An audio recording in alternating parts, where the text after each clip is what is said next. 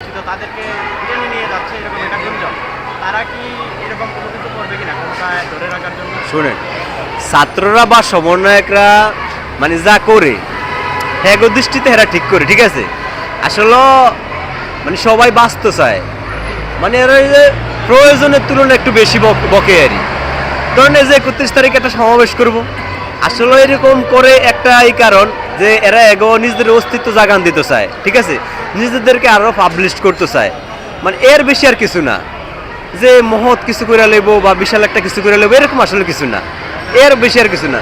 মনে করেন ধরেন একটা স্লোগান দিব বা একটা তারা দাবি রাখবো যে 72-এর সংবিধান কবর দিব। আসলে ধরেন এই দেশের মানুষ একবারে এমন ক্ষমতা দেয়নি যে এরা যা ইচ্ছা তাই করবো, ঠিক আছে।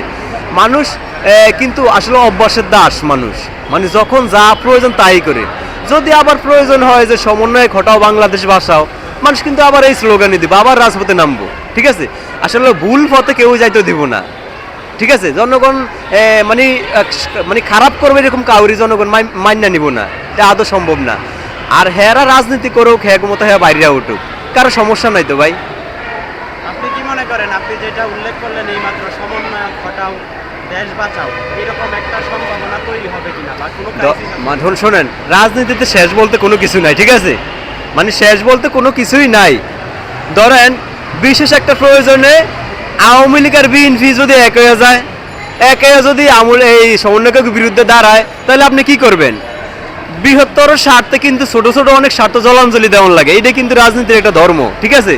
যদি রাজনৈতিক নেতারা তলে তলে সত্যি এটা করে যে আমরা সমন্বয় ঠেকানোর প্রয়োজনে আমরা আওয়ামী লীগ বিএনপি আবার এক, হ্যাঁ বিএনপি ক্ষমতা আইলো আর আওয়ামী লীগ বিরোধী দল হইলো, তাহলে সমন্বয়করা কি করবে? এও কিন্তু অস্তিত্ব থাকবো না, ঠিক আছে। এরকম হইতে পারে, রাজনীতিটা কিন্তু এরকমই। আচ্ছা, আপনি একজন বাংলাদেশের আপনার নাগরিক হিসাবে আপনি আপনার অবজারভেশনে কি মনে করেন, আগে নির্বাচন প্রয়োজন নাকি আগে সংস্কার প্রয়োজন? ভাই, সংস্কার এই শব্দটা আসলে আপনারা বলেন যে এটা শুধু বলার জন্য বলেন। এই দেশে সংস্কার হইব না আরো 300 বছরও, ঠিক আছে। সংস্কারের শুধু কথার কথা। আরে ভাই, আপনি চাইতে বোধ আপনার কি ফরমের ম্যান্ডেট আছে?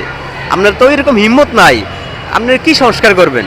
এটা একটা লোকের ভালো করা বা খারাপ করা একটা যোগ্যতা লাগে। অনেকে ভালো করতে পারে, খারাপও করতে পারে, কিন্তু আপনি চাইবেন যে আপনার মানে হিম্মত আছে কিনা। সংস্কার করেন, সংস্কার তো এই দেশে সবাই চায়, ঠিক আছে, কিন্তু আপনি চাইতে আপনার ম্যান্ডেট আছে কিনা। আওয়ামী লীগ ফিরে আসার মতো কোনো রকম কোনো আছে কিনা, যেটা এখনো পর্যন্ত আমরা জানি না বা সাধারণ মনের মানুষ এটা উপলব্ধি করে, এমন কোনো বিষয় আছে কিনা? শুনেন, বর্তমানে যে সিচুয়েশন, এই সময় আওয়ামী লীগ ফিরে আওয়ানোর কোনো অপশন নাই, মানে এরকম কোনো পরিবেশ নাই, আদৌ নাই। তবে হয়তো সময় প্রয়োজনে আমেরিকা ট্রাম্প ক্ষমতায় বসার পরে বা যেহেতু আমেরিকা পৃথিবীর বড় রাষ্ট্র বা মাফিয়া দেশ বা ভারতও একক পারমাণবিক দেশ, এই সমস্ত বিভিন্ন কারণে হয়তো এই 2-1 বছর পরে আওয়ামী লীগ সমাবেশ বা সভা করানো হয়তো মানে হইতেও পারে, প্রক্রিয়া হইতেও পারে। কিন্তু আওয়ামী লীগ যে একেবারে রাষ্ট্রীয় ক্ষমতা আয় করবো, হ্যাঁ ট্রাম্প ক্ষমতা আইলে বা ভারত চাপ দিলে, হ্যাঁ এরকমও বিষয় না, ঠিক আছে। মানে অনেক ইয়ে আছে, হয়তো আন্দোলন করার বা রাজপথে নামার একটা প্রক্রিয়া হইতে পারে আওয়ামী লীগের।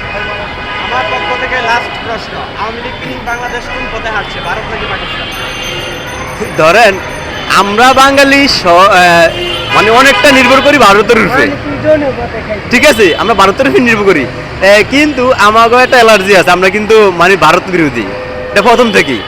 যেহেতু আমরা মুসলিম, পাকিস্তান একটা মুসলিম কান্ট্রি, এই জন্য আমরা সব সময় আমরা কিন্তু আকৃষ্ট পাকিস্তানের দিকেও, যদিও আমরা এটা আমাদের এটা আবেগ, ঠিক আছে। যদি পাকিস্তানে এতই ভালো হইব তাহলে আমরা পাকিস্তানের সাথে যুদ্ধ করলাম কা, হ্যাঁ ওই সময় আমরা তো মানুষ মরলাম কা, এটা আমরা মনে করি আবেগ। তবে পরে যা আওয়ামী লীগ ছাড়া যেই রাষ্ট্র ক্ষমতায় ওই ব্যবসায়িকভাবে বেশি সম্পর্ক রাখবো পাকিস্তানের দিকে।